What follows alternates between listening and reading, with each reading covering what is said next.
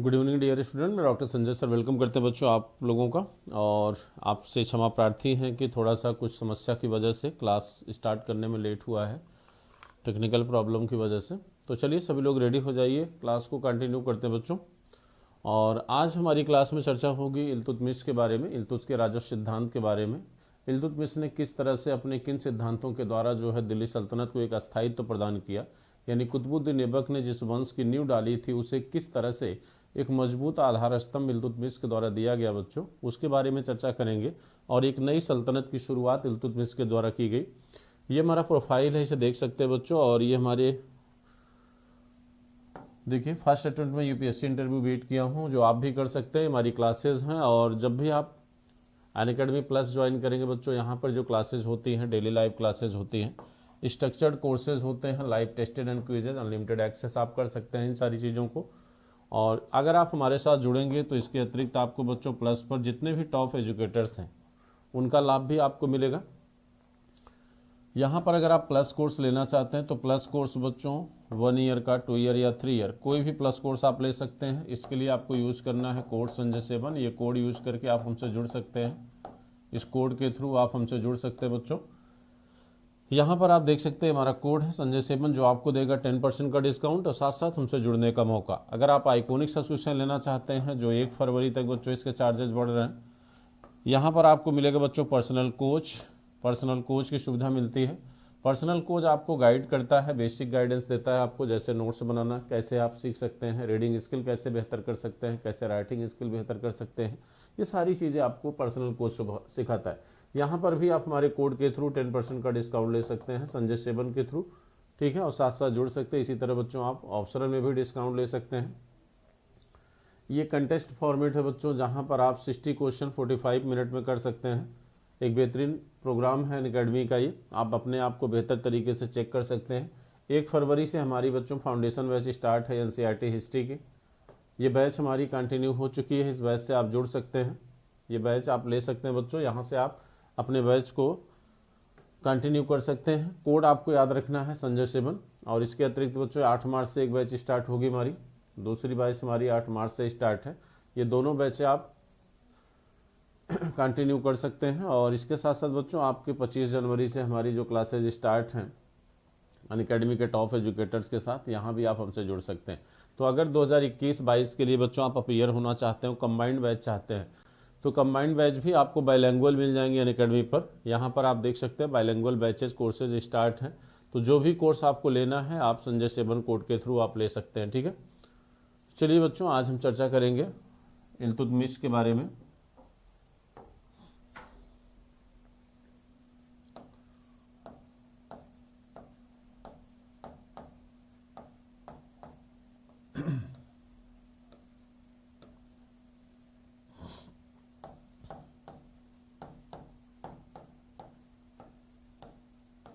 (1236), ठीक है।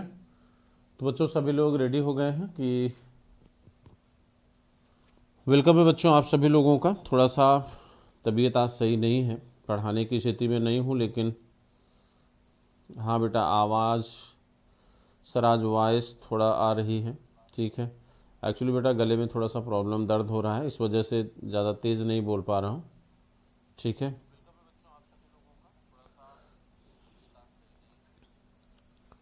तो चलिए कोशिश करते हैं जहाँ तक पढ़ा सकते हैं पढ़ाते हैं आप लोगों को।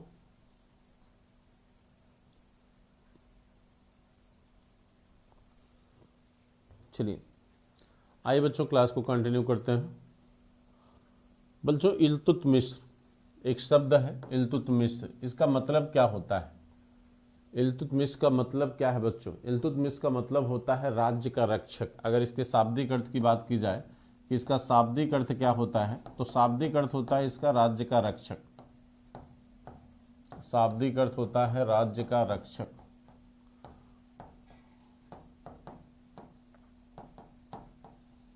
इसका शाब्दिक अर्थ होता है बच्चों राज्य का रक्षक, ठीक है। और आपको पता है कि इल्तुतमिश कौन है बच्चों? ये भी एक गुलाम है, ये भी क्या था? एक गुलाम था। लेकिन किसका गुलाम है बच्चों? ऐबक का गुलाम है। किसका गुलाम है? ऐबक का गुलाम है। ऐबक का, यानी ऐबक भी ऑलरेडी क्या है? गुलाम है। ऐबक भी तो क्या था बच्चों, गुलाम था, इसीलिए इल्तुतमिश को गुलामों का गुलाम कहा जाता है। इल्तुतमिश को बच्चों गुलामों का गुलाम कहा जाता है, गुलामों का गुलाम कहा जाता है। कहा जाता है बच्चों ये भी मध्य एशिया के एक तुर्क जात में पैदा हुआ था, ठीक है, शमसी तुर्क था बच्चों ये। और इल्तुतमिश बचपन में ही बच्चों बहुत खूबसूरत था, कहा जाता है कि ये बेहद खूबसूरत बालक था और खूबसूरत होने के कारण जो है इसके पिता जो है इससे कहीं ज़्यादा प्यार करते थे, यानी अपने अन्य बच्चों अन्य संतानों की वजह माने अपेक्षा में। इल्मा खां इनके पिता का नाम था, इनके पिता का नाम था बच्चों इल्मा खां। तो कहा जाता है कि इल्मा खां जो इनके पिता थे वो अन्य संतानों की अपेक्षा इनको कहीं ज़्यादा बच्चों प्यार करते थे। इल्मा खां अन्य संतानों की अपेक्षा इल्मा खां इनको क्या करते थे, कहीं ज़्यादा प्यार करते थे अन्य बच्चों की अपेक्षा। कहा जाता है बच्चों कि यहाँ पर जो है एक यहाँ पर जो है आप देख सकते हैं कि इल्मा खां जो है वो कहीं न कहीं इल्तुतमिश को अपने अन्य बच्चों की अपेक्षा से ज़्यादा प्यार करने का परिणाम ये हुआ कि जो अन्य भाई थे बच्चों वो इनसे क्या करने लगे, घृणा करने लगे, इनसे जो है नाराज रहने लगे बच्चों, ठीक है। तो अन्य बच्चे जब नाराज रहने लगे यानी इल्तुतमिश से ज़्यादा प्यार करने के कारण जो है बच्चों जो अन्य बच्चे थे वो नाराज रहने लगे, जिसकी वजह से कहा जाता है कि एक दिन पिता की अनुपस्थिति में इनके इल्तुतमिश के सारे भाइयों ने मिलकर इल्तुतमिश को लाकर बच्चों गुलामों के बाजार में बेच दिया। अपने भाई को ही बच्चों गुलामों के बाजार में क्या किया, बेच दिया। गुलामों के बाजार में इसे क्या किया, बेच दिया। और कहा जाता है बच्चों ये बिकते बिकते 3 बार बच्चों ये बिका। कहा जाता है कि गुलाम के बाजार में इल्तुतमिश 3 बार एक गुलाम के तौर पर बच्चों बेचा गया और खरीदा गया। एक गुलाम के तौर पर इसे 3 बार बच्चों बेचा गया और खरीदा गया। किसको, इल्तुतमिश को। कहते हैं बिकते बिकते बच्चों ये कहाँ पहुंचा, गजनी के दरबार में, गजनी के बाजार में पहुंचा। और गजनी इस समय शासक कौन था बच्चों, मोहम्मद गोरी। बिकते बिकते ये कहाँ पहुंचा, गजनी के बाजार में। कहाँ पहुंचा बच्चों, ये गजनी के बाजार में पहुंचा। कहा जाता है कि गजनी के बाजार में इस समय गजनी किसके अधीन था, मोहम्मद गोरी के। इस समय गजनी किसके अधीन था बच्चों, मोहम्मद गोरी के। गजनी के बाजार में जब ये आया बच्चों तो कहा जाता है कि बेहद सुंदर और योग्य होने के कारण इसकी कीमत बच्चों सबसे ज़्यादा, माने कीमत बहुत ज़्यादा थी। कीमत इसकी बच्चों क्या थी, बहुत अधिक थी। और कीमत बहुत अधिक होने के कारण जो है बच्चों मोहम्मद गोरी से खरीदने से इनकार कर देता है, ठीक है। कहा जाता है लेकिन गोरी बच्चों गजनी के बाजार में इसे बेचने से भी प्रतिबंधित कर देता है और कहता है कि गजनी के बाजार में इल्तुतमिश बच्चों नहीं बिकेगा, इस बात के लिए प्रतिबंधित कर देता है कौन, मोहम्मद गोरी। तो जब ये गजनी के बाजार में प्रतिबंधित हो गया, लेकिन गजनी में ही बच्चों ये ऐबक को पसंद आ गया था। ऐबक सिपह सालार था किसका, गोरी का। तो ये बच्चों ऐबक को क्या था, ऑलरेडी पसंद था। ऐबक इसे ऑलरेडी पसंद करता था। लेकिन समस्या ये थी कि ऐबक जो है इल्तुतमिश को बच्चों वहाँ के बाजार में खरीद नहीं सकता था, क्योंकि वहाँ पर गोरी ने क्या किया था, प्रतिबंधित कर दिया था। अब वहाँ के बाजार में गोरी जो है इल्तुतमिश का मूल्य, सॉरी ऐबक इल्तुतमिश का मूल्य नहीं लगा सकता था। तो जिसकी वजह से इसने बच्चों इल्तुतमिश को कहाँ मंगाया, दिल्ली के बाजार में। कहाँ मंगाता है, दिल्ली के बाजार में। और ये तीसरी बार था दिल्ली के बाजार में बच्चों ये आता है। और दिल्ली के बाजार में आता है। और दिल्ली के बाजार में आने के बाद बच्चों इसे क्या किया गया, यहाँ पर ऐबक ने इसे क्या किया, खरीद लिया। ऐबक ने इसे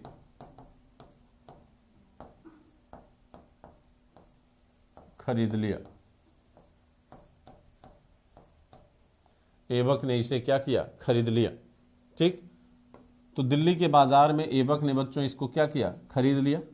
अब यहां पर जब ऐबक ने खरीदा तो भाई ऐबक भी ऑलरेडी क्या था बच्चों, गुलाम था। एक गुलाम के द्वारा एक दूसरे गुलाम को खरीदा गया।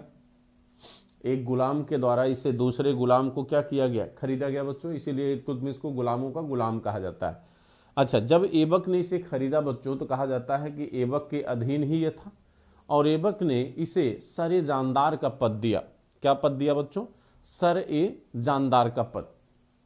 सबसे पहला पद इल्तुतमिश को कौन सा दिया गया? सर ए जानदार। तो सर ए जानदार का जो पद होता है बच्चों, सर ए जानदार का मतलब होता है अंगरक्षक सेना का प्रमुख। अंगरक्षक सेना का प्रमुख, इसे सर ए जानदार का पद दिया गया।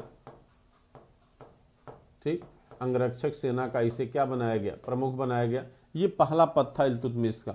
लेकिन इसके बाद बच्चों इसे बदायूं प्रांत का इक्तादार बनाया गया।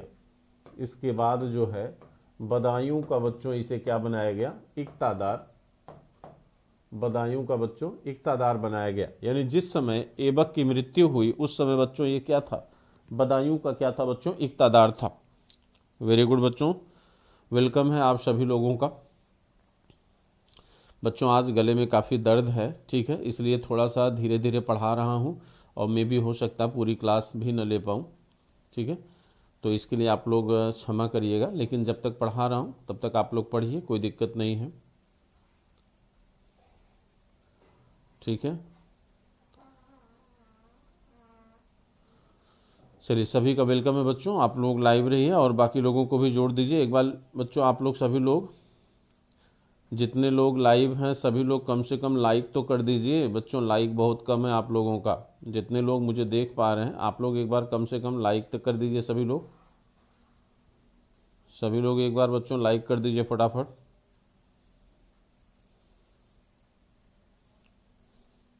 सभी लोग एक बार बच्चों लाइक कर दीजिए। अब देखिए, कहते हैं कि 1230 में, अच्छा उसके पहले हम इसकी इल्तुतमिश की उपाधि देख लेते हैं बच्चों। इल्तुतमिश की टाइटल क्या थी?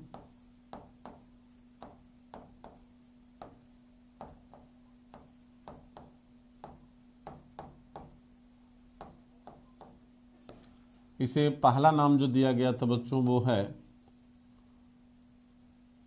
गुलामों का गुलाम। जैसे हमने भी आपको बताया कि हम इसे गुलामों का गुलाम कहते हैं। गुलामों का गुलाम क्यों कहते हैं उसके बारे में हमने आपको बताया। भाई गुलामों का गुलाम बच्चों इसे इसलिए कहा जाता है क्योंकि ये पूरी तरह से ऐबक के अधीन था। ऐबक ऑलरेडी गुलाम था, इसलिए इसको क्या कहते हैं? गुलामों का गुलाम कहते हैं। दूसरा, मकबरों का पितामह कहा जाता है।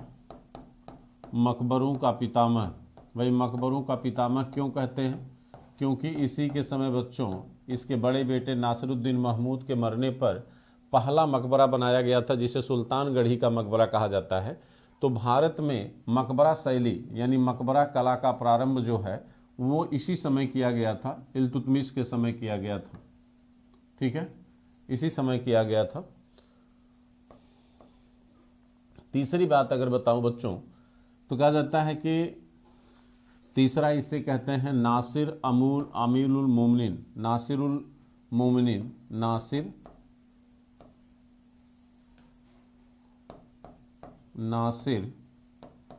उल मोमिन, ये उपाधि बच्चों इसे किसने दिया था? खलीफा ने।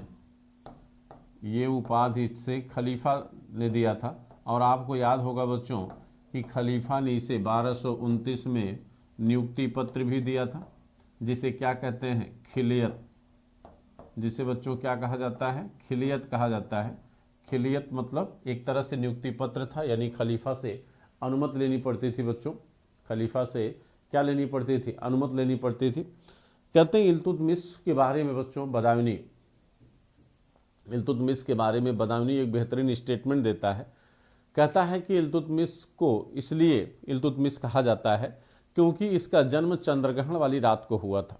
इसके जन्म के बारे में बदायूनी बताता है, कहता है कि इसे इल्तुतमिश इसलिए कहा जाता है क्योंकि इसका जन्म जो है चंद्रग्रहण की रात में हुआ था। ये स्टेटमेंट किसका है? बदायूनी का था। और वो बताता है कि ये बेहद खूबसूरत था, ठीक है, ये बेहद खूबसूरत था और उपाधियों के तौर पर इससे ये उपाधि दी गई थी। एक उपाधि इसकी और है, और वह उपाधि है बच्चों सुल्तान ई सईद। सुल्तान ई सईद, सुल्तान ई सईद ठीक, सुल्तान-ए सईद, गुलामों का गुलाम, मकबरों का पितामह, नासिरुल मोमिन, ठीक, सुल्तान-ए सईद, ये इसकी टाइटल हुआ करती थी बच्चों, ये इसकी क्या थी, उपाधियां हुआ करती थी। कहते हैं कि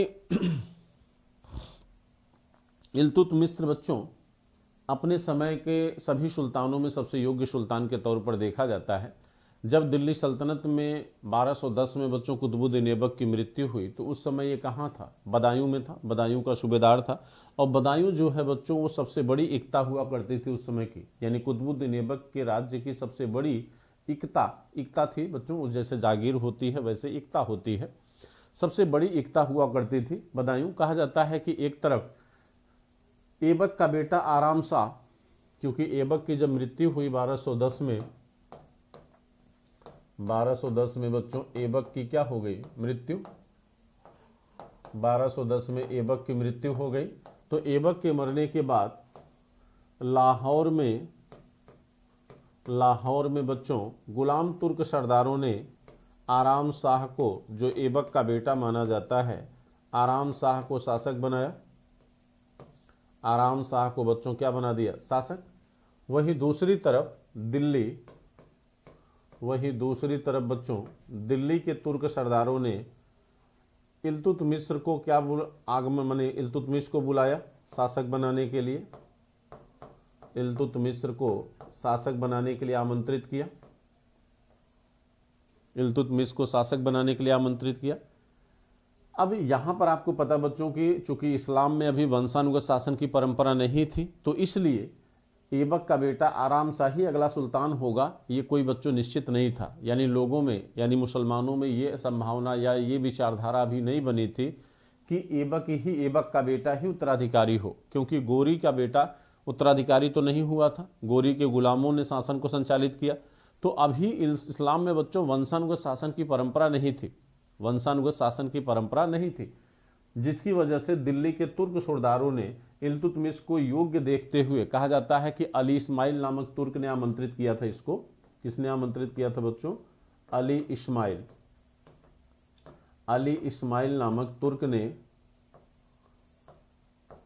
इस्माइल नामक तुर्क ने बच्चों इसे क्या किया था, आमंत्रित किया था, किसको, इल्तुतमिश को। ठीक, कहते हैं कि दिल्ली के तुर्क सरदारों ने जब इल्तुतमिश को आमंत्रित किया तो उसके सामने सबसे बड़ी समस्या कौन है बच्चों, आराम शाह, क्योंकि जब तक आराम शाह को वो समाप्त नहीं करेगा तब तक दिल्ली का वास्तविक संस्थापक तो बच्चों नहीं बन सकता। इसके लिए बच्चों इल्तुतमिश ने क्या किया कि 1210 में जूद के युद्ध में, किसके युद्ध में बच्चों, जूद के युद्ध में आराम शाह को पराजित करके इसने क्या कर दिया, इसकी हत्या कर दी बच्चों। यानी आराम शाह की समस्या का क्या हो गया, समाधान हो गया। ठीक है बच्चों, मेरी आवाज़ आप तक पहुंच रही है। बंटी बच्चों आज थोड़ा धीरे बोल रहा हूँ, मैंने पहले बता दिया गले में दिक्कत है, इसलिए थोड़ा सा आपको स्लो में आवाज़ हमारी आ रही होगी। ठीक है, तो आज एक दिन थोड़ा सा आप लोग, ठीक है। और दूसरी बात ये बच्चों की,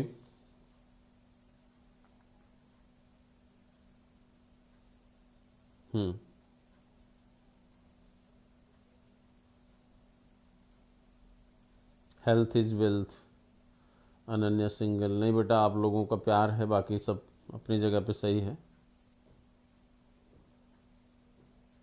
ठीक है, नहीं कोई दिक्कत नहीं है, चलिए ठीक है, चलिए थोड़ी देर और पढ़ा देते हैं। अब देखिए, तो यहाँ पर बच्चों आराम शाह को जूद के युद्ध में पराजित करके इल्तुतमिश क्या बना, शासक बना। तो इल्तुतमिश जब शासक बना तो इल्तुतमिश के शासक बनने पर बच्चों इल्तुतमिश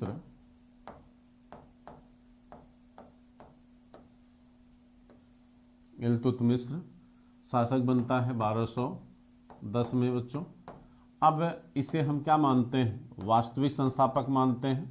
वास्तविक संस्थापक का क्या मतलब होता है, वास्तविक संस्थापक का मतलब होता है कि किसी भी राज्य को संचालित होने के लिए जिन आधार स्तंभों की जरूरत होती है, अगर वो आधार स्तंभ या वो विशेषताएं जिस शासक के द्वारा निर्मित की जाती है उसी को हम क्या कहते हैं, वास्तविक संस्थापक कहते हैं। इतिहास में आपने पढ़ा होगा बच्चों, तो जब आप गुप्त राजवंश पढ़ते हैं तो वहाँ पर संस्थापक कौन था? श्रीगुप्त था, लेकिन वास्तविक संस्थापक कौन था? चंद्रगुप्त प्रथम था। जब आप मुगल वंश पढ़ते हैं तो वहाँ पर संस्थापक कौन है बच्चों? बाबर है। वास्तविक संस्थापक की बात आती है तो कौन है? अकबर है। इसके अतिरिक्त बच्चों यहाँ पर आप देखिए शासक माने संस्थापक कौन है? ऐबक है। वास्तविक संस्थापक कौन है?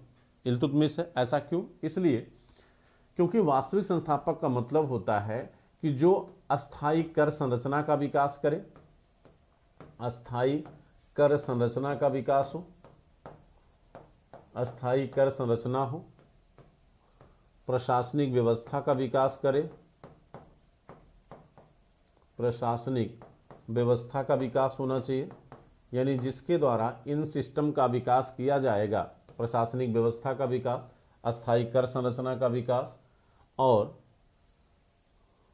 अस्थायी कर संरचना, प्रशासनिक व्यवस्था और इसके साथ साथ बच्चों मुद्रा व्यवस्था, मुद्रा व्यवस्था का विकास,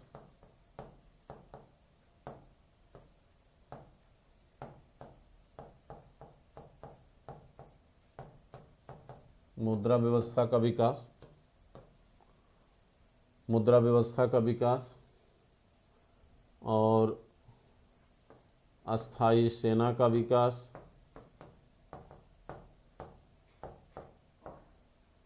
अस्थायी सेना का विकास,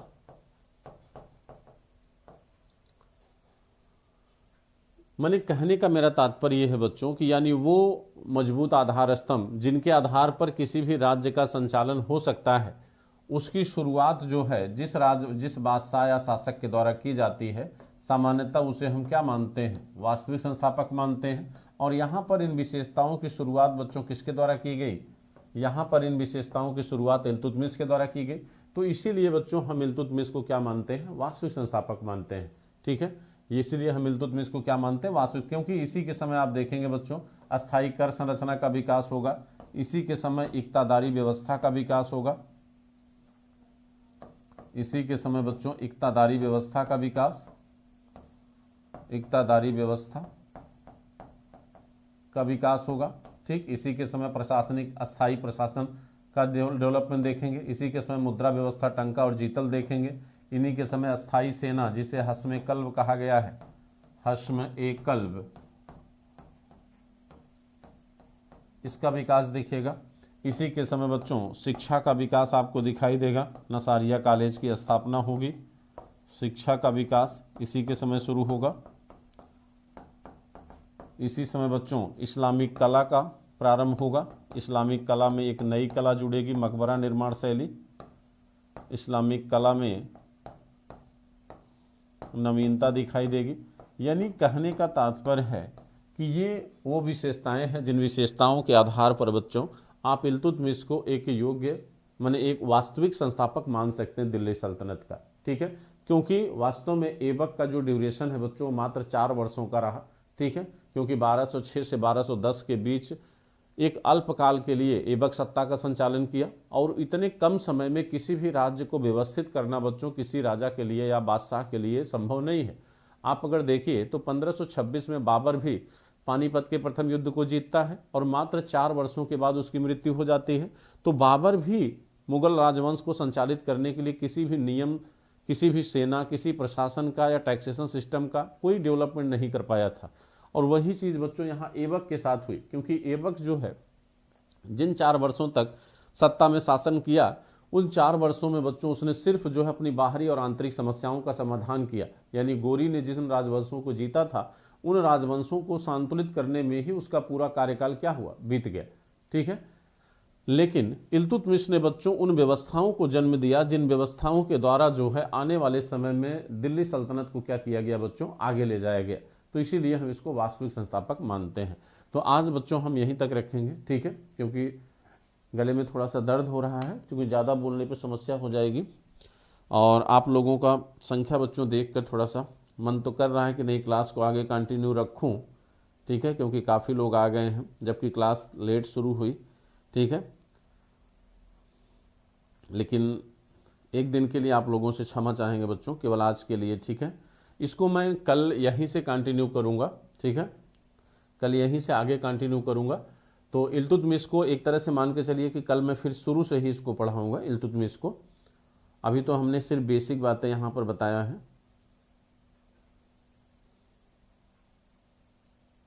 ठीक है,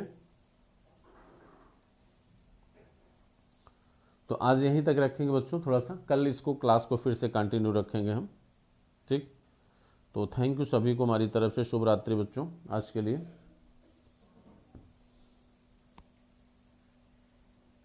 और ये हमारा कोड है। हाँ, एक चीज़ आपको सूचना दे दें बच्चों कि आप लोगों के लिए दो बड़ी इंपॉर्टेंट क्लास हमने स्टार्ट किया है। एक क्लास हमने बताया बच्चों आपको कि 2 क्लासेज हमने स्टार्ट किया है। एक ये दोनों क्लासेज बच्चों ऐप पर हैं, ये दोनों क्लासेज ऐप पर हैं, स्पेशल क्लास हैं और फ्री क्लासेज हैं। ये दोनों क्लासेज बच्चों क्या है, फ्री क्लासेज हैं। एक हमारी 2 बजे है 2 PM पर, जहाँ पर बच्चों सोशल इशू आप पढ़ते हैं। सोशल इशूज आज पहली क्लास थी ये, ठीक है, आज ये पहली क्लास थी। और ये आपके मेंस का पैटर्न है। दूसरा बच्चों 10 PM पर यानी 10 PM रात को, यहाँ पर आप पढ़ेंगे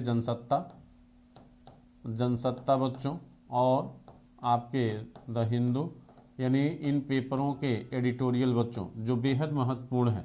और दोनों आप जो है आपके मेंस के हिसाब से बहुत ही इंपॉर्टेंट सेक्शन है। तो यहाँ पर आप ज़रूर जुड़े बच्चों 2 PM पर और 10 PM पर।